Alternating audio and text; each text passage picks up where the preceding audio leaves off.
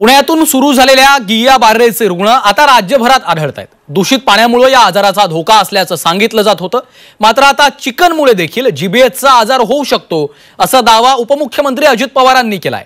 त्यामुळे चिकन पूर्ण शिजवून सोबतच चिकन घेताना देखील काळजी घ्या असं आवाहन केलं जात आहे।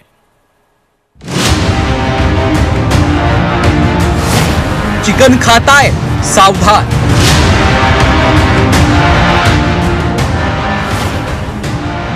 अर्धवट शिजवलेल्या चिकनमुळे जीबीएसचा धोका।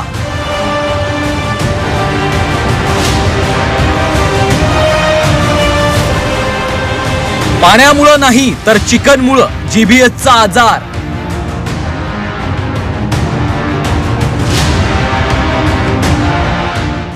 पुण्यासह कोल्हापूरपर्यंत तर नागपूरपासून मुंबईपर्यंत गिया बार्रे सिंड्रोम अर्थात जीबीएसच्या आजाराचा धोका वाढलाय।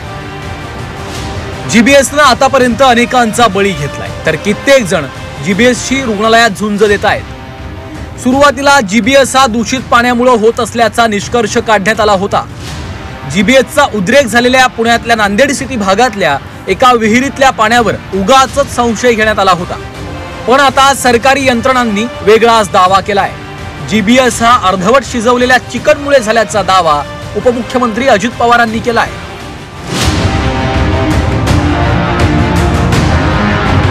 आपल्या इथं खडकवासल्याच्या भागामध्ये जे काही मधल्या काळामध्ये आजार उद्भवला त्यामध्ये आपल्याला वाटलं पाण्यामुळे अमुक आहे तमुक आहे, परंतु तिथं खडकवासल्याच्या एरियात काहींचं म्हणणं कोंबड्यांचं काही मांस खाल्ल्यामुळे ते झालं।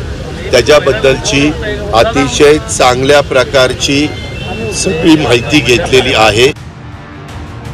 चिकन खाणाऱ्यांची संख्या महाराष्ट्रात कमी नाही। रोज हजारो किलो चिकन महाराष्ट्रातली जनता फस्त करते। सरकारच्या या दाव्यामुळे चिकन खाताना योग्य ती काळजी घेण्याची गरज निर्माण झाली आहे। चिकन सेंटरमध्ये सुदृढ कोंबड्या आणल्यात का याची खात्री करा।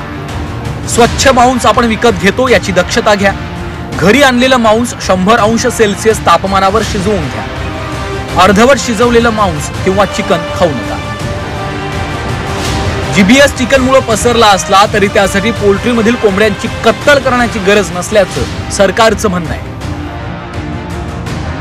प्रेस नोट काढा, त्यामध्ये म्हणजे तिथल्या कोंबड्या किंवा काही त्याची विल्हेवाट लावण्याची गरज नाही।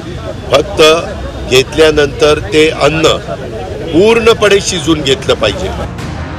महाराष्ट्रात चिकन खाणाऱ्यांची संख्या कोटींच्या घरात आहे, त्यातच चिकनच्या माध्यमातून जीबीएस सारखे आजार पसरल्याचं समोर आलंय।